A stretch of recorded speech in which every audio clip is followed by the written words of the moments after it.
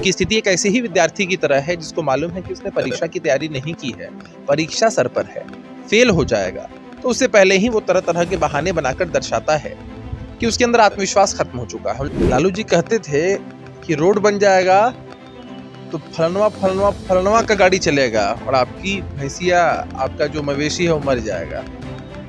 जातीय उन्माद भड़काने के लिए लोग जाने जाते थे। तो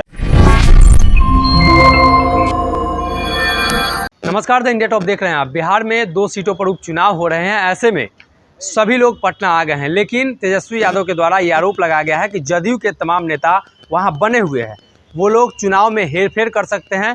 साथ ही साथ उन्होंने आरोप लगाया है कि दारू और साड़ी बांटा जा रहा है। इन्हीं मुद्दों के साथ जदयू के प्रवक्ता अभिषेक झा हमारे साथ। तेजस्वी यादव ने आरोप लगाया है कि आपके सारे मंत्री वहाँ हैं और चुनाव में वो लोग कुछ गड़बड़ कर सकते हैं। तेजस्वी यादव जी भ्रामक बातें, मिथ्यापूर्ण बातें करने के लिए ही जाने जाते हैं। उनकी बौखलाहट, उनकी बेचैनी हर प्रेस वार्ता में यह साबित करती है कि उनके अंदर आत्मविश्वास की कितनी कमी है। उनकी स्थिति एक ऐसे ही विद्यार्थी की तरह है जिसको मालूम है कि उसने परीक्षा की तैयारी नहीं की है, परीक्षा सर पर है, फेल हो जाएगा, तो उससे पहले ही वो तरह तरह के बहाने बनाकर दर्शाता है कि उसके अंदर आत्मविश्वास खत्म हो चुका है। हम लोगों ने अपनी हार स्वीकार कर ली है। अरे भाई, अगर आप आरोप लगाते हैं तो आरोपों के पीछे तथ्य होने चाहिए थे। कल भी आपने भ्रामक बातें की, आज भी आप भ्रामक बातें कर रहे हैं। इससे जनता सब समझती है कि जो झूठ बोलने के लिए ही जाना जाता है, उसके झूठ पर अपना वोट बर्बाद नहीं करना है।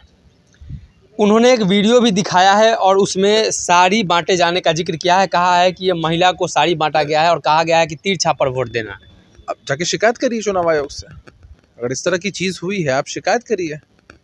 आपकी शिकायत में अगर ज़रा सा भी दम होगा, फैक्ट्स में ज़रा सा भी दम होगा, तो चुनाव आयोग कार्रवाई करेगा। अब इसको लेकर आप सरकार के पूरे महकमे को बदनाम करना चाहते हैं, माननीय मंत्रियों को, अधिकारियों पर अगर आप सवाल उठाते हैं, ये दर्शाता है ना कि आप अंदर से कितने कमज़ोर हैं।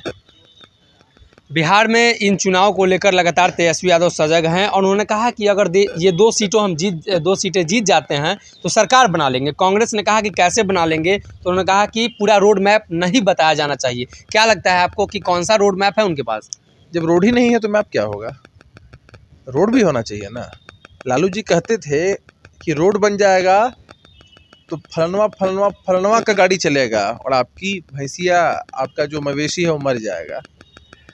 जातीय उन्माद भड़काने के लिए लोग जाने जाते थे। तो ना इनके पास रोड है और ना इनका मैप है, क्योंकि बिहार के मैप से, तो पॉलिटिकल मैप से तो जनता ने इनको पहले ही आउट कर दिया था। और आपने कहा कि तेजस्वी यादव जी सजग हैं। हाँ, चुनाव के समय तेजस्वी यादव सबसे सजग दिखाई पड़ते हैं, क्योंकि उनको उसमें अपना निजी लाभ, व्यक्तिगत लाभ दिखता है। सत्ता लोलुप लोग हैं, ये सोचते हैं कि भाई 2 सीटें का ढकोसला देकर हम सत्ता में चले आएंगे। और जरा सोचिए कि हम लोग जब इनकी शिक्षा दीक्षा पर सवाल उठाते हैं तो इनको मिर्ची लगती है।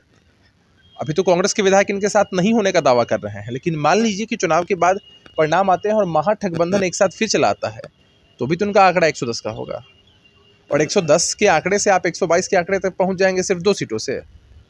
तो ये पॉलिटिकल मूर्खतापूर्ण बातें आप करते रहिए, जनता अपना वोट देकर बर्बाद नहीं करेगी। लालू जी की वापसी हो गई है, क्या लगता है सबसे ज़्यादा घाटा किसको होगा, भाजपा या जदयू? आरजेडी को। सबसे ज़्यादा घाटा आरजेडी को होगा। बताता हूँ कैसे। लालू प्रसाद यादव जी गए, फिर वही लंपट संस्कृति दिखी राजनीति की, लोग दहशत में आ गए। लालू जी की जिस तरह की शब्दावली रही, भाषा रही, उससे यह बात एकदम स्पष्ट हो गई कि भाई जेल, इतने दिनों का कारावास काटने के बाद भी लालू जी में कोई सुधार नहीं है। जब इतने दिन बीत चुके थे जेल में, उसके बावजूद आप में जब कोई सुधार नहीं, तो अब क्या सुधार होगा? तो आप लोग उसी संस्कृति के लोग हैं। जनता दहशत में आ चुकी है, समझ चुकी है कि इनको अपना वोट देकर बर्बाद नहीं करना है। हमारे साथ थे अभिषेक झा जी, जिन्होंने सीधे तौर पे कहा कि अगर तेजस्वी यादव के पास कोई सबूत है तो वो चुनाव आयोग में पेश करे। हालांकि तेजस्वी यादव ने एक वीडियो दिखाया, अब आने वाले दिनों में देखना ही होगा कि वो चुनाव आयोग के पास जाते हैं या नहीं जाते हैं। देखने वाली बात ये हुई कि चुनाव का परिणाम क्या कुछ निकल कर सामने आता है। बने हमारे साथ, तब तक के लिए नमस्कार।